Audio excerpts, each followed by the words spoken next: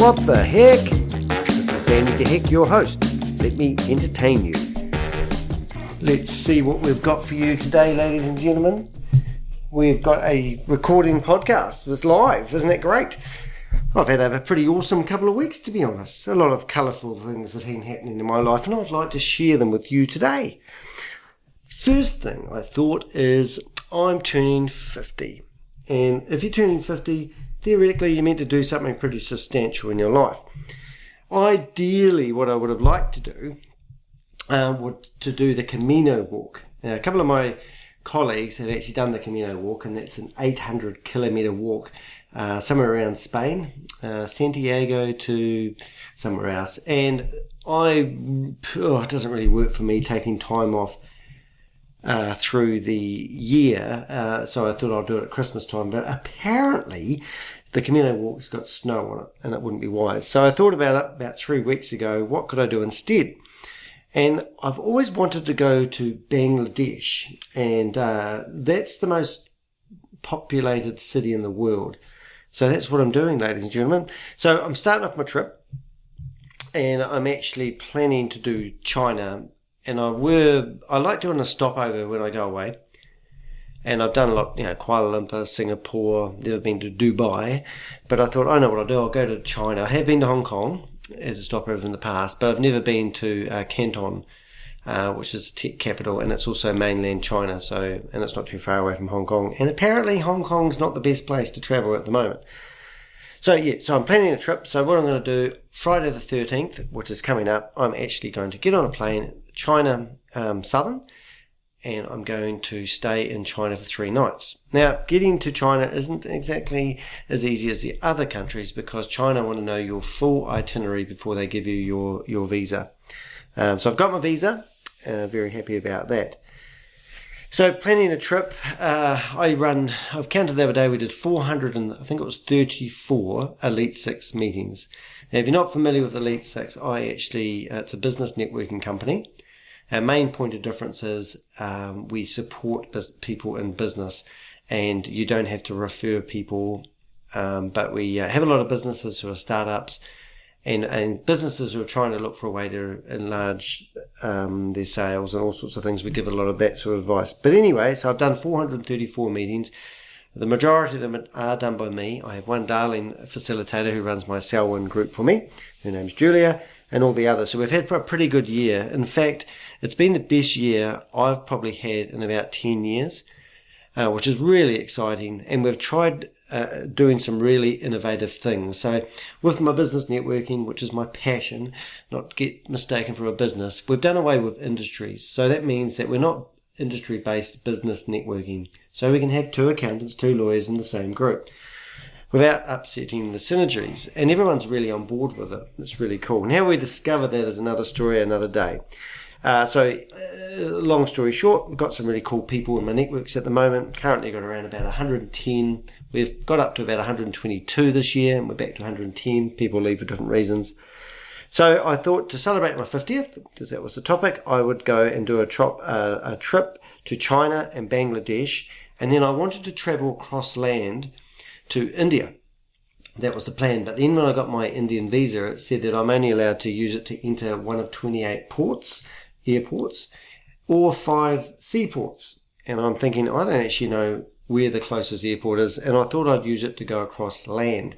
So just between you and me, I'm actually thinking that I will try to go through a border and get turned away with my visa. Who knows, I might get through. But if not, I'll go to the closest airport between India and Bangladesh and fly somewhere in India, and then make my way to New Delhi, where I'm going to come home. So it's definitely an intrepid journey.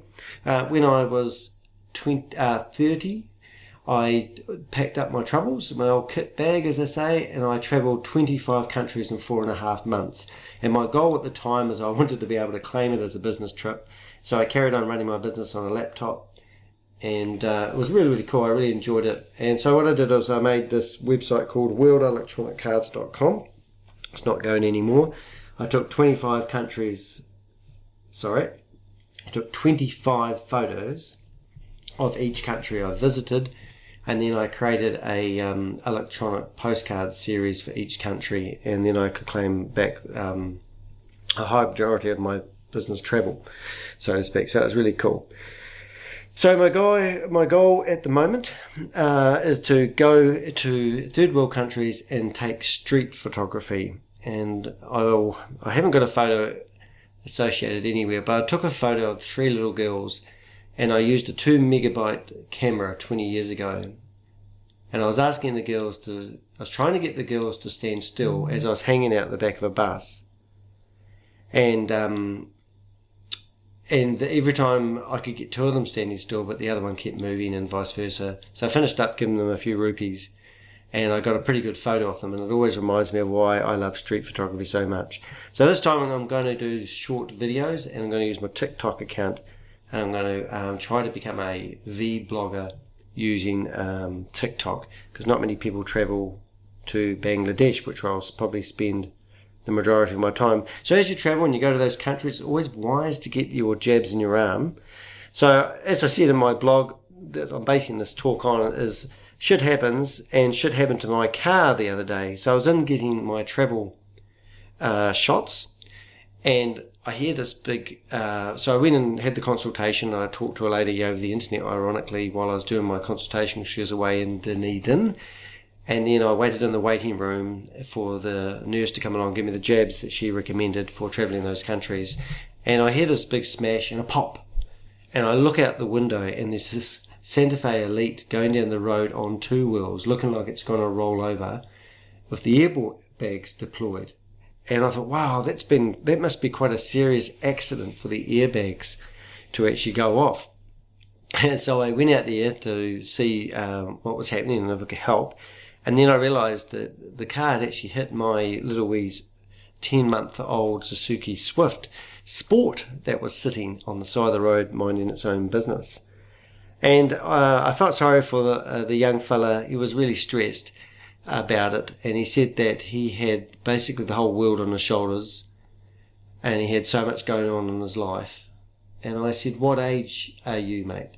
And he said 17. And I said, look, don't worry about my car, it's just a bit of metal.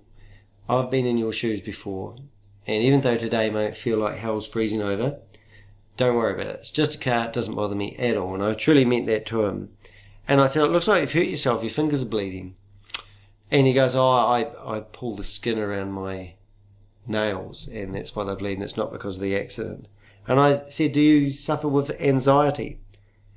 And he goes, yes. And I said, do you get help? Do you talk to people about it? I mean, at a young age, a lot of people, they don't think it can. I said, don't be freed. Because the last thing I wanted this young fella to go home and top himself because he had a bad day. So people said, boy, you're amazingly calm. And all I'm thinking is, oh, well, my car's really badly damaged. I'll probably get a brand new one anyway. So unfortunately, that young fella was working for a reputable company here in Christchurch called Blackwell's Mazda. He was relocating a Santa Fe Elite, which is the exact car I owned before my Suzuki Swift. And it was a customer's car that had been serviced, and he was dropping it back. So that was, big accident. No one got hurt, including himself. The airbags went off, and it was pretty hard. So it's not really the sort of thing you want to happen just before you're planning to leave the country for 3 weeks. And it was quite... it was just all blurry, to be honest.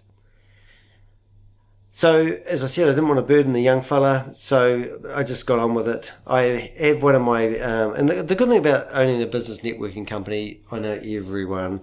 And fortunately, we had one of a really fantastic panel beater, Mike Brewer. And he's helped me before when I smashed my car. And I rang him up and said, Mike, what's the procedure? What's the best thing to do? And he said, well, when Parks come and pick up your car, tell them to bring it straight to my yard, and that will help with everything we needed. But Parks wouldn't take my car. They wanted to take it back to their yard because they get money for that, and also who pays the towing fees is never confirmed, but they hold the car as collateral, so I found that afterwards. So they had to re-tow it to Ferrymead Auto afterwards. But a member of Elite 6 said, Danny, did you know that you're entitled to a free rental car? Because I rang up my insurance company and I said, look, I don't have business insurance for my car, but what does that actually cover me for? Do I get another vehicle? And they went, no. And they said, but don't worry, you won't have to pay your excess, and you won't lose your no-claim bonus. And I said, all right. And I said, so what do you guys do? Do you go after the other insurance company and get the money? And they said, yes. And I said, so you're batting for me, is that correct? And they went, yes. But they didn't tell me about a lovely service which is called right2drive.co.nz. And that service, basically, if you're at fault, if you're not at fault, like I was, because I was in the doctor's surgery, I went in my car, and it's basically confirmed that you're not liable, then you're entitled by law to a free rental car. And it's all set up in Australia, and it's set up here in New Zealand.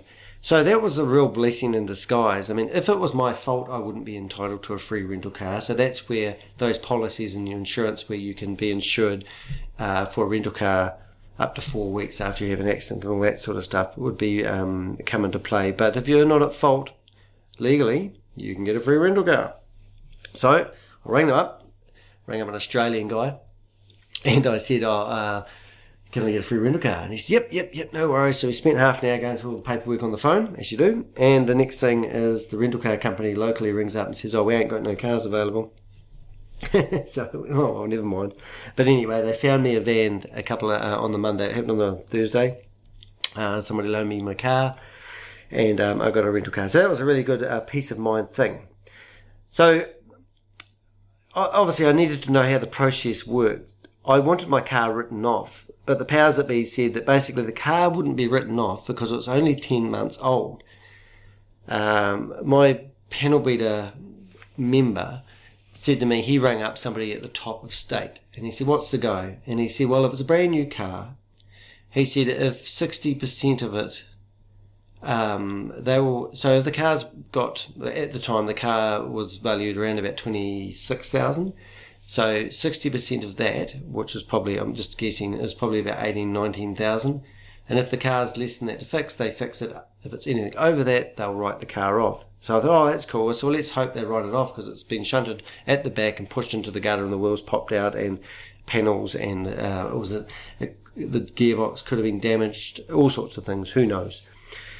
So anyway, so I got it to Mike, and he valued it all up, and he said it's about $17,000. He rang up the assessor guy, and he said, look, I don't know whether this car's got more damage. Once we spend thousands on it, we don't know whether the gearbox is stuffed and all this sort of stuff. So they finished up writing it off, which was a great relief for me, and that took a long time. It took about a week and a half to get that thing. So the next minute, I get a phone call from the lovely lady at State Insurance, and she goes, well, it's your car's been written off, and that's what you wanted. And I said, yes, I did, because I don't want to drive a car where I felt it's lost its integrity.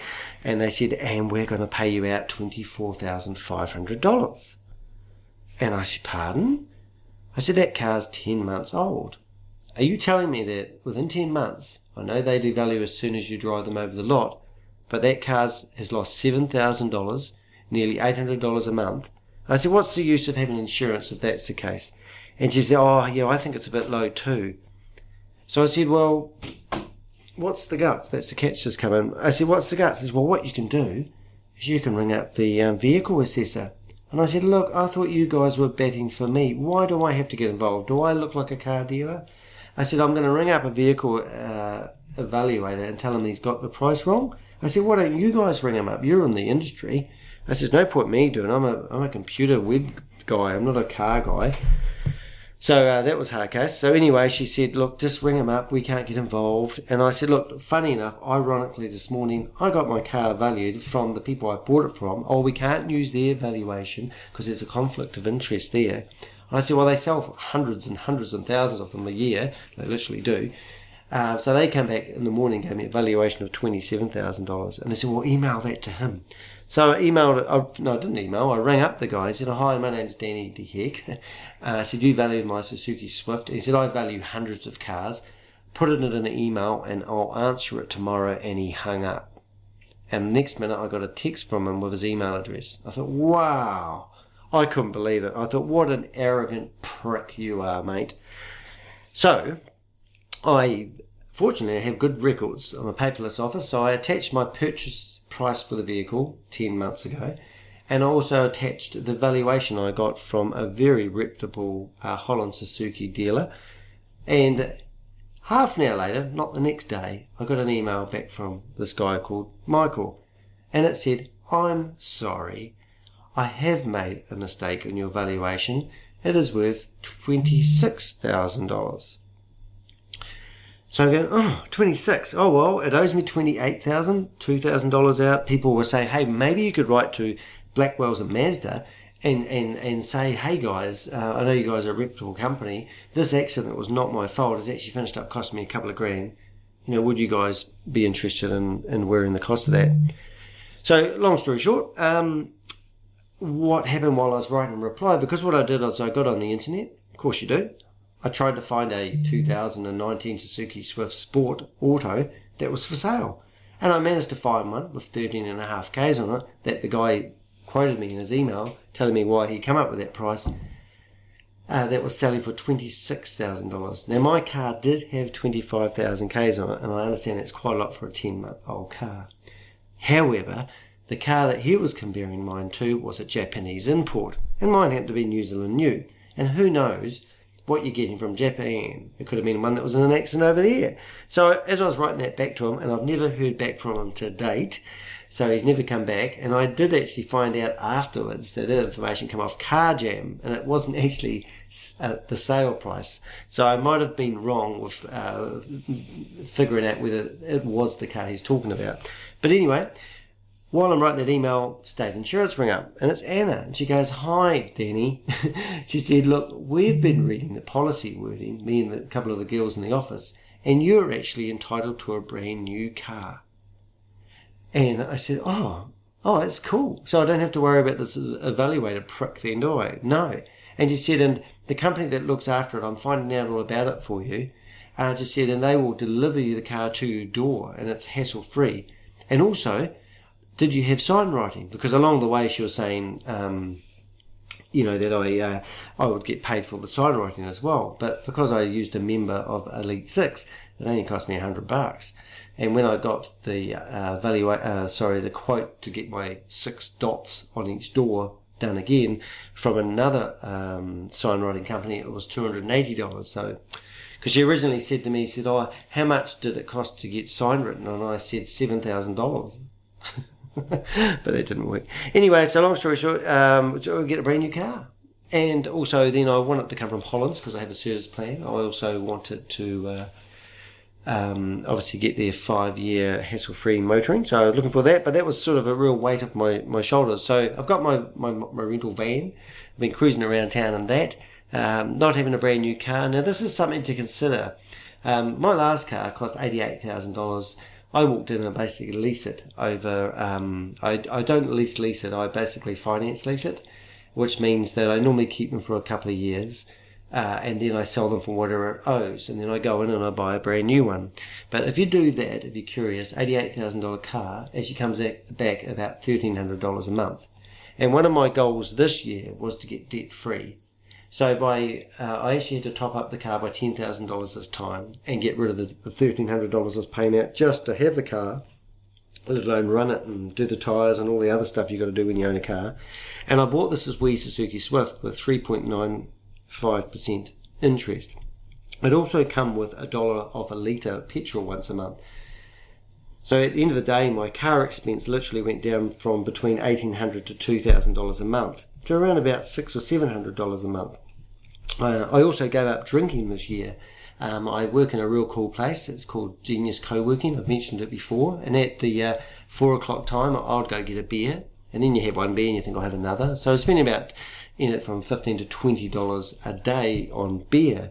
If you do the maths on that, normally my bar tab was anything from $300 to $400. Last month when I paid my bar tab for coffees and the like, and chips every now and again, it was $38. So I was really proud of the fact that I actually managed to get rid of a lot of the debt that I was carrying. I don't have a house at the moment and a mortgage, but also I still drive a brand new car. I like new cars. I do like having nice things. I bought a few gadgets this year. I'm a gadget freak, Garmin watch and an iPad, some nice recording gear, testing 1, 2, 3. So at the end of the year, I looked at it and I thought, actually, I've had the best year I think I've had in 10 years. Not just financially, but it's all coming together. I also rebranded my company. We did away with the industries. I came up with 12 impromptu questions to ask members instead of doing member presentations. And we've got some really nice next year I'm really looking forward to. So anyway, long story short, yes, I've got a brand new car. The lady at State Insurance, my ex-girlfriend, used to work for AMI, and I remember her coming home telling me that she loved ringing up people and telling them that they've got a new car or they're going to get the payout and the like. So I had a lot of empathy for lovely Anna. I know she's just doing her job, but don't ever lay down and take it, because I could have taken $24,500 as my settlement. I would have had to top up my loan for $3,500 to break even, and then I would have also probably gone and got another car and had 2 loans at the same time. But just because I said this does not sound right, this is not right, does it come down to money? You know, all the thousands of dollars they pay out in insurance and they just wind it back. They're a business, you know, so it was really, really cool. So I wouldn't have come up with all those ideas, but having a network of people around you who really do honestly care about you, I sort of put a bit of adding up into it, and I think 4 or 5 people from Elite 6 gave me some really good sound advice. I could ring up a lawyer on the fly, Mike from Linwood Law, and I just said, look, is it worth fighting the insurance company? He said, look, if you employ me, it's going to cost you probably $1,500. This is when I realised that I thought the valuation was low, and he said, out of it you're going to come out with an extra $1,500 if you win, and the insurance companies are all geared up against people like you. So that was good sound advice. It was awesome knowing a panel beater. He told me how the system worked. He told me it wasn't too bad to be fixed, but he said, and I said, look, the integrity of the vehicle will be lost. It's a small car. I don't like the idea of it being fixed. It's not rocket science. So all in all, I'm quite happy. So I'm really looking forward to my trip away to Bangladesh. I've got a real passion for photography. It's not the Camino walk, which is an 800 kilometers walk and 25 k's a day. When I went to Cambodia and Thailand, I went to Thailand and crossed the border into Cambodia. I went to Cambodia for about 8-9 days, and I walked every day. I used to get up and I used to click my watch, and I used to walk around the city for about 20 to 30 k's, and then I would track my way back to wherever I was staying. And I just loved walking around cities, holding I've got a wee Sony 6000. I was trying to find the equivalent to a 35mm lens, and I like street photography. So my perfect photography is a little go-to camera. I like the concept of having a Pentax 35mm camera, because we're using digital these days. And I'm not a professional photographer. I just like capturing those moments, and I'm just so hoping to get one of those moments where that photo, you know, like when I was hanging out the back of the bus and I've got this photo of these 3 girls, and that photo, even though it was 20 years ago, really sticks in my mind. So I'm hoping when I get myself in an opportunity like that I can get that photo. And sometimes you have milliseconds to get your camera out, get it going. And when I travelled through the Middle East, I had a laptop strapped to my chest in a bag, and I had a camera that I could cover with a cloth, and I could still see the screen. So now, 20 years later, I now have a 20 megabyte camera.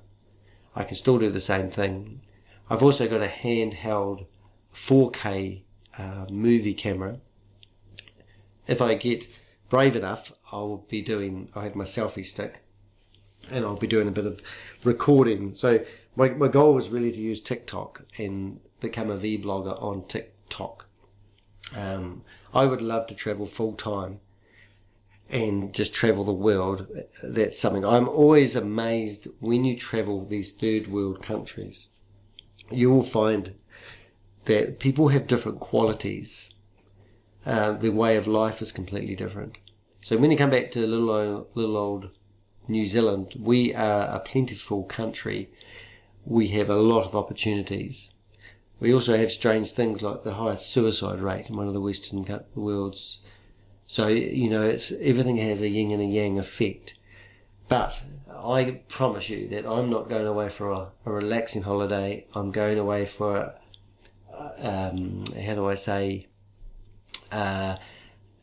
an experience. My brain's very active, and I'll be looking for opportunities. I'll be going to China for 3 days, and I'm going to go around I'm going to the technology capital in China, and Canton is going to be absolutely awesome, and I'm really looking forward to just having a look around. So you learn a lot about yourself when you travel, and I personally, because of my religious upbringing, I don't really have a belief in a higher force or a God, but I do live my life in 5-year implements. So my goal was, when I come back, my 50th, that's the start of another 5 years. And I vow to myself that if I don't like where I am now or things in my life, I will dramatically change them. We've had a great year with our drop shipping. Helen, my partner, and I, we've got 5 online shops going, and we are doing really, really well. And we're in the business of selling ear, as my friend who has a retail shop says.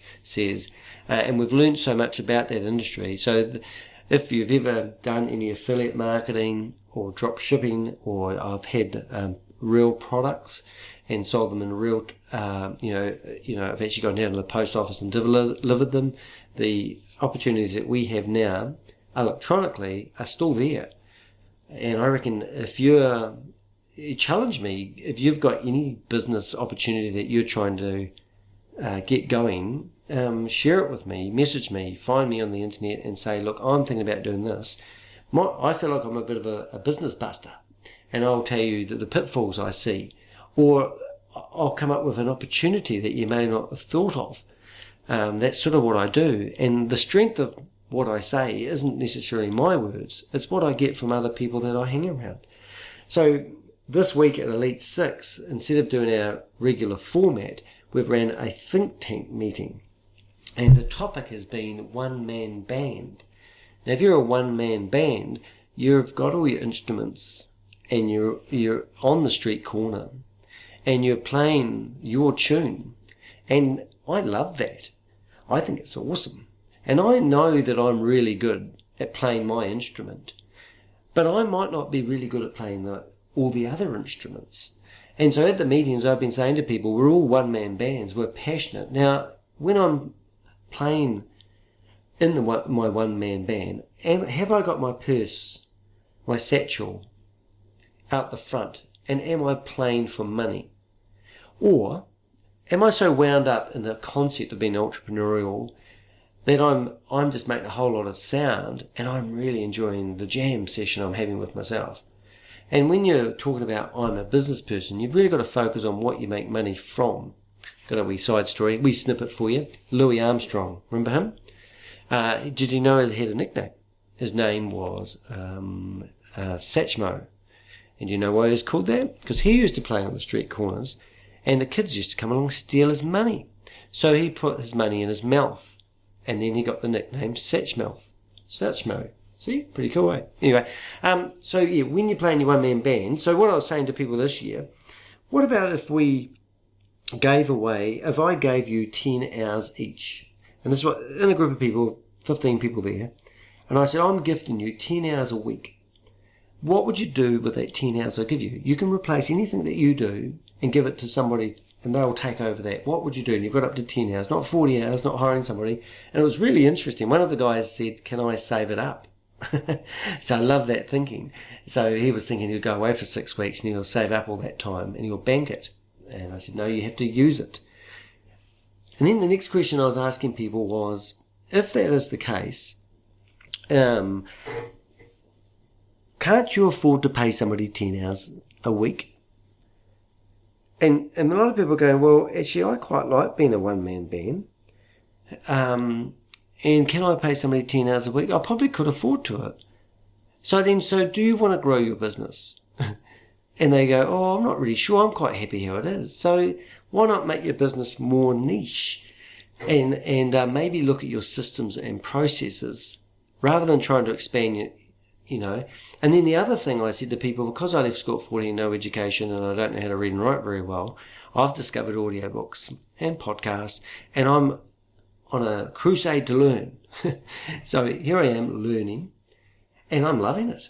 And I've learned most of the stuff I've learned by giving it trial and error. I don't go away and think about things. I normally go away and think, that sounds good, let's start it now, and let's do it. Don't procrastinate. There's an old saying if you can do a job in 2 minutes, do it now. And I truly believe that's important to embrace.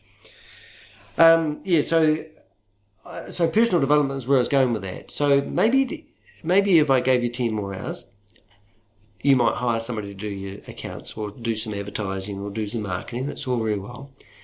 But what about if I said, well, how about when I first started working for myself, the first 2 years, I put everything into it and I worked, eat, sleep, worked, eat, sleep, worked, eat, sleep.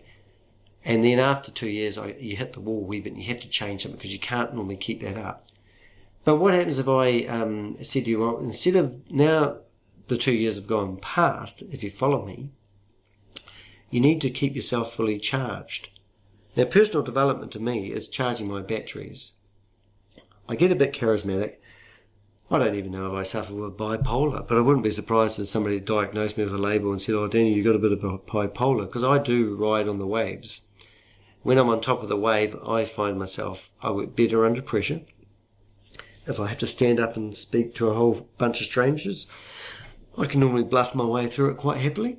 But when I get home, I'm a bit of a quiet guy. But if I listen to audiobooks and podcasts, it charges me. And it doesn't just charge me physically, my mind is active. And that's why I like traveling, because I'm going to get to a really good place while I'm traveling. And it's going to make my brain spark. And I'm going to come up with some awesome idea, and I'm going to share it with you guys on my next podcast. That's enough of me waffling. It's late at night. I've set up my recording gear in the kitchen at home. My flatmate is probably listening to me talk to myself in the kitchen and thinking I'm crazy. I've had my best year in 10 years. Why not share with me one good thing that you've learnt this year that you can share with other people? And why not just make it simple? What's one ginormous goal that you want to do or plan or start and plan next year? I did have another words of wisdom that I wanted to share with you guys, but I can't remember what it is. So be safe, have a holiday, think of me, and tune into next year's podcast. I know what it is. Now, this is podcast. This is podcast.theheck.com. My business networking is Elite, and it's number 6, and so it's podcast.elite6.com. I hate when people read website addresses out, but anyway, search for Elite 6 on Apple, iTunes, whatever it is, or any of those stores, and you'll listen to a podcast, because we have these think tank meetings. Now on Friday it's going to be a real cool one, because I've been doing these mini think tank meetings at my meetings all week, and then on Friday all my business networking groups combined as to one group, and it's the last meeting of the year. I think I'm shouting everyone's coffees. Tune into that podcast and listen to the different people talking and their different take on their music they play as their one-man band. I listen to my own podcasts myself and get tips out of them. People's thinking is very clever, and a lot of the people in our networks are just smart cookies. That's one thing. So that's me. Next time you see me, do check out my TikTok account. As I say, please subscribe. It makes a difference. And share. And any of those thumbs up buttons, click them. Please share some comments. Remember, what's one thing that you're really proud of this year that you've accomplished or done? And that's me. So have a fantastic Christmas. And this will probably be my second to last podcast, because the last one will actually be on Elite 6. So have a great year. Thanks for tuning in. Love you guys.